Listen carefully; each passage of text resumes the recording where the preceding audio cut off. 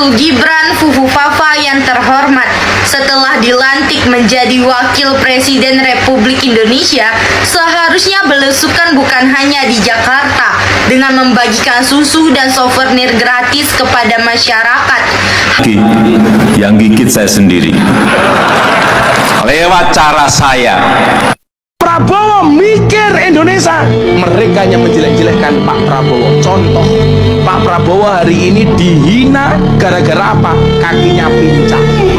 Pak Prabowo kakinya pincang karena dikorbankan untuk membela kedaulatan bangsa sebagai seorang pejuang. Halo, assalamualaikum warahmatullahi wabarakatuh. Jumpa kembali dengan Panjang Spesial. Oke, selamat malam semuanya. Dan malam hari ini kita mau nonton video, yaitu ada seorang netizen yang menghina Pak Jokowi, Pak Prabowo, juga Mas Gibran. Jadi bagaimana videonya? Nanti kita simak bareng-bareng. Inilah seorang perempuan ya teman-teman. Nah, ini sudah ada videonya. Mari kita tonton dulu untuk videonya. Lanjut. Mas Samsul Gibran Fufufafa yang terhormat, setelah dilantik menjadi Wakil Presiden Republik Indonesia, seharusnya belusukan bukan hanya di Jakarta dengan membagikan susu dan souvenir gratis kepada masyarakat, hanya karena mencari popularitas untuk modal menjabat sebagai Presiden Republik Indonesia 5 tahun yang akan mendatang. Banyak keluhan masyarakat dari setiap daerah-daerah yang tidak mendapatkan perhatian dari pemerintah daerahnya. Seharusnya menjadi tanggung jawab kinerja Wakil Presiden Republik Indonesia kepada Presiden Republik Indonesia. Terlebih lagi presiden yang sekarang sudah tua dan pesakitan. Tentunya sangat terbatas dalam pengawasan negara yang dipimpinnya. Dulu sewaktu menjabat sebagai wali kota Solo, Mas Samsul Gibran sering membuat postingan di akun Twitternya dalam pelayanan publik untuk masyarakat Solo. Tetapi sekarang setelah menjabat sebagai Wakil Presiden Republik Indonesia, akun Twitter tersebut vakum. Mungkin karena sering dicaci maki dan diserang oleh netizen. Kalau boleh saran saya diterima, mohon kiranya Mas Samsul Gibran mengaktifkan akun Twitternya kembali untuk melayani keluhan masyarakat dan memonitor pekerjaan para pejabat yang dipimpinnya saat ini, supaya pelayanan terhadap masyarakat di seluruh Indonesia menjadi efisien dan memuaskan. Karena setingkat staf presiden dan lembaga kementerian sekretariat negara kurang efisien dalam kinerjanya. Sekian, terima kasih.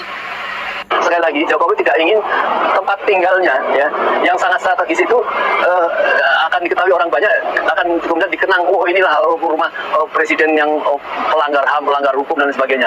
Bayangkan, rumah itu, tanah itu di tanah yang sangat strategis ya, di dekat Hotel Lorin ya, di jalan menuju ke Bandara Internasional di Marno ya. Itu akan diberikan seolah kayak istana. Itu yang mungkin kemudian sekarang dia berpikir, sekarang rakyat sudah tahu semua dan itu akan dikenang kalau orang lewat Solo itu, oh inilah rumah presiden pelanggar. Nah, ini akan dikenang dulu. Semoga ini akan makin viral, saya kira gitu. Ya Pak, terkait tadi kan kita sama-sama Jokowi dianggap dinilai pelanggar misalnya, pelanggar dan Abu Thayyib itu ada menggugat di Pengadilan Negeri Jakarta Pusat. Mungkin masyarakat yang belum tahu Pak, apa sih gugatannya Pak? Ya, jadi dia kan banyak suatu pelanggaran, kebohongan, korupsi, kemudian termasuk korupsi ataupun hutang-hutang yang sangat menggila. Jadi semua kebijakan yang menjadi kelakuan itu banyak pelanggaran. Nah, maka kemarin itu adalah pelanggaran di pengadilan negeri itu adalah pelanggaran hanya masalah kebohongan. Masih banyak hal-hal yang harus dituntut secara proses hukum ya, belum yang lain-lainnya. Ini berproses hukum saja. Misalnya masalah Fufufafa, masalah penyalahgunaan negara, masalah hutang, masalah pengadaan mengada-ada PSN yang katanya itu menjadi proses proyek strategi negara, padahal itu adalah hanya omong untuk keinginan dia pribadi. Jadi saya kira tidak akan selesai ya, dia akan dituntut oleh rakyat karena memang banyak sekali pelanggarannya sampai belum dia ditangkap dan diadili dan dijebloskan sesuai dengan ketentuan pengadilan nanti. Tindak lanjutannya itu tanggal 19 ya Pak? Ya, itu baru satu masalah kebohongan tadi. Ya, nanti insya Allah akan ada banyak satu gugatan-gugatan lain, ya, persoalan misalnya tadi buku apa yang saya sampaikan tadi. Oke, kita kembali coba kita fokuskan ke demo yang tadi Pak, karena ini saya pikir masyarakat cukup viral ya. Terbukti banyak sekali YouTube yang naik menginformasikan soal demo yang tadi. Nanti tadi saya dengarkan dari tuntutan khususnya Bu Kurnia meminta bahwa aparat mengusut soal harta kekayaannya Pak Jokowi dan keluarga yang memang ini cukup fantastis kenaikannya ya selama beliau menjabat, apalagi sekarang hampir seluruh anaknya menjadi pejabat negara. Nah, hartanya diminta untuk diusut sebelum diberikan rumah di Solomadu. Nah, ini tanggapannya Pak Mursali seperti apa? Ya, semua orang tahu. Jangka waktu 9 tahun selama dia menjabat, semua orang tahu apa yang dia miliki. Dia mau mengesankan bahwa sebagai pemimpin yang sangat sederhana, pakaian celananya juga cuma 100.000, baju putih yang selalu dia gunakan, masuk ke Jakarta. Semua orang tahu. Sekarang ini seolah dia menjadi orang yang paling kaya raya. Apakah begitu terus-menerus presiden yang akan menjabat di Indonesia seperti itu? Oleh karenanya, kalau kita mau menyelamatkan Indonesia, supaya presiden itu tidak bisa berlaku semena-mena seperti itu, ini harus dituntaskan. Jokowi ini harus diusut. Mungkin itu yang dimaksud. Ya, dari mana dia mempunyai harta sebanyak itu? Dari mana dia mempunyai kekayaan di mana-mana? Anaknya dituduh mempunyai private jet itu yang konon katanya nyewa, itu kan semua bohongan. Kalau memang bukti ada, memenuhi tuntutan di KPK itu tentang private jet itu. Jadi ini memang presiden yang sangat semena-mena dan sangat melakukan adu domba terhadap rakyat, terhadap masyarakat, terhadap partai, terhadap partai dan lain sebagainya. Jadi memang ini ya contoh-contoh keburukan yang saya kira wajar kalau Bu Kurnia minta audit tentang kepemilikan hartanya dia. Ya, karena hutang-hutang masalah kereta api, hutang-hutang masalah atau hutang ke luar negeri, apakah tercatat benar berapa hutang luar negeri masuk ke keuangan negara? Apa yang menjadi beban itu kan tidak ada transparansi selama ini. Mungkin saya kira Bu Kurnia melakukan satu pengawalan tuntutan yang sangat baik, saya kira. Oke, terakhir Pak, mungkin himbauan kepada aparat yang tadi kita lihat sempat represif terhadap pendemo dan seperti terlihat ya dugaannya memihak kepada Pak Jokowi, khususnya di Solo. Belum lagi kita lihat banyak sekali spanduk-spanduk terima kasih Jokowi di Solo. Nah, ini apakah masih ada bagian dari aparat negara yang kemudian dimanfaatkan oleh Pak Jokowi? Tanggapannya seperti apa Pak? Ya, saya khawatir mengapa mereka seperti kayak ketakutan. Kita tahu sendiri bagaimana Jokowi itu sangat lalim sekali pada bawahan-bawahan atau mudah sekali memindahkan jabatan-jabatan orang apabila tidak mengikuti perintahnya. Jangan-jangan Jokowi, ya dia mengatakan, aku pokoknya tidak mau ada demo di tanah itu. Kalau ada, aku tidak terima misalnya. Itu kan bisa menjadi sebuah ketakutan bagi jabatan Kapolres atau Kapolsek di situ, karena dianggap dia tidak lalai memenuhi permintaannya. Mungkin itu yang menyebabkan menjadi ketakutan. Itu bacaan kita. Mengapa mereka seperti ketakutan? Kan kasihan kalau aparat bekerja berdasarkan ketakutan pada pemimpin yang lalim seperti itu.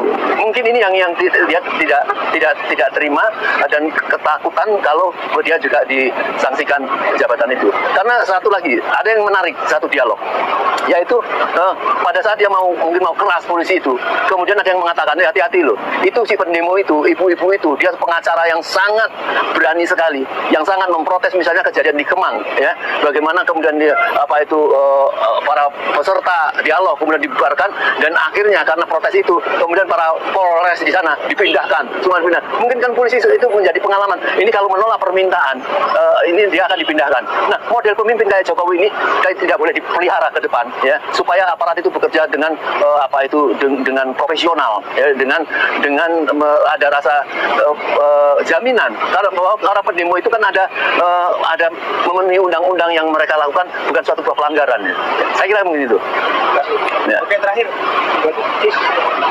Tadi disebutkan bahwa pemimpin seperti Jokowi tidak boleh ada di pemerintahan kita. Tapi seperti yang kita saksikan hari ini adalah anaknya Jokowi menjadi wakil presiden kita, menjadi wakil presiden Republik Indonesia. Nah ini sebagai rakyat kita harus seperti apa ini Pak? Ya ini namanya masalah proses transisi ya antara dari Jokowi ke Prabowo. Mungkin saja Prabowo melihat bahwa kekuasaan si Jokowi itu masih karena punya pengaruh ya, karena mempunyai kekuasaan yang dinamakan politik sprindik ya, itu tentang bagaimana catatan-catatan bagi para pejabat yang lalu ya, kalau dia tidak memenuhi perintahnya maka dia akan dilakukan disanksi dan seperti itu. Maka saya berharap bahwa apa yang diinginkan Prabowo dalam pidato-pidatonya, menegakkan pemerintahan yang adil, yang menyejahterakan rakyat, itu memang berproses pada pada pemerintahan ini. Maka itu kami juga mendorong pada Prabowo, apabila ada menteri-menteri yang dipasangkan Jokowi kepada dia lebih condong hormat kepada Jokowi, tidak terlalu memperhatikan Prabowo. Saya kira Prabowo harus dengan berani, dengan tegas memecat menteri-menteri seperti itu ya. Jadi rakyat yang akan mendorong membela Anda apabila Anda ingin menegakkan pemerintahan yang baik walaupun masih ada ketakutan kepada Jokowi. Saya kira itu. Terima kasih. Ya. Mungkin ada masyarakat yang pandang lebih dah menilai aksi yang dilakukan oleh teman-teman ini menyebut kelompok sakit hati atau dikaitkan dengan Pilpres 2024 lalu. Bagaimana tanggapan Pak? Ya, saya tidak terima dengan perkataan kepada aktivis ada kelompok sakit hati. Tidak ada aktivis sakit hati. Yang ada aktivis itu ada pahlawan. Dia ingin menegakkan negara menjadi bagus. Ya, dia tidak dibayar. Ya, dia tidak mendapat uang apa-apa dan dia tidak minta upah juga. Jadi mereka itu pahlawan. Jadi jangan melihat sebelah mata kepada para aktivis yang ingin menjadi negeri ini menjadi baik. Saya kira itu. Ya. Jangan pernah ada yang... Nah itu tadi mengenai Pak Jokowi ya. Dan di depan tadi itu ada salah satu penghujat Pak Jokowi juga mengomentari tentang Pak Prabowo dan Mas Gibran. Oke, lanjut lagi, ini ada Pak Jokowi yang lagi pidato, kita dengarkan. Bermain-main di area ini, saya sudah wanti-wanti betul, di area ini kalau masih ada yang main-main, saya gigit sendiri. Akan saya gigit sendiri. Nah, 5 tahun kemarin saya detailkan lagi ini apa nih, ini kok nggak jalan apa, ini kok nggak jalan apa.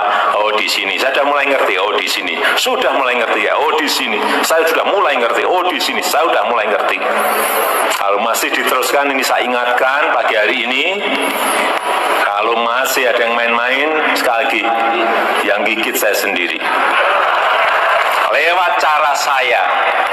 Prabowo mikir Indonesia, mereka yang menjelek-jelekkan Pak Prabowo. Contoh, Pak Prabowo hari ini dihina gara-gara apa? Kakinya pincang. Sudah tua, istirahat saja, kakinya pincang. Mereka lupa Pak Prabowo kakinya pincang karena dikorbankan untuk membela kedaulatan bangsa sebagai seorang pejuang. Pak Prabowo kakinya pincang untuk menjaga kedaulatan negara kesatuan Republik Indonesia, berjuang di Timur-Timur. Sementara kalian yang menghina Pak Prabowo pincang. Pertanyaan saya, apa dedikasimu untuk Indonesia? Apa pengorbananmu untuk Indonesia? Betul? Nah, betul lah yang dikatakan ulama kita ini, ya ulama kita Gus Miftah, bahwa sekarang ini sudah bingung orang-orang untuk menjatuhkan Pak Prabowo sampai kepada hal-hal yang seperti fisik, ya kan? Karena sudah tidak ada lagi. Jadi kebencian mereka itu kepada Pak Prabowo yang segelintir orang itu tidak berdasar. Yang ada bisanya memfitnah, menghina. Sedangkan yang menghina saja ini, apa yang sudah mereka perbuat untuk bangsa ini? Prabowo Presiden 2024. Sip. Nah oke teman-teman, itulah video yang kita tonton. Yang di depan tadi ada seorang netizen yang tidak puas dengan kinerja Pak Jokowi waktu menjabat, juga mengkritik tentang Mas Gibran, juga Pak Prabowo. Oke, mungkin teman-teman punya saran dan kritik mengenai video tadi, silahkan tulis di kolom komentar saya. Jangan lupa dukung terus Panjang Official. Dan terima kasih, selamat malam. Assalamualaikum warahmatullahi wabarakatuh. Sampai jumpa.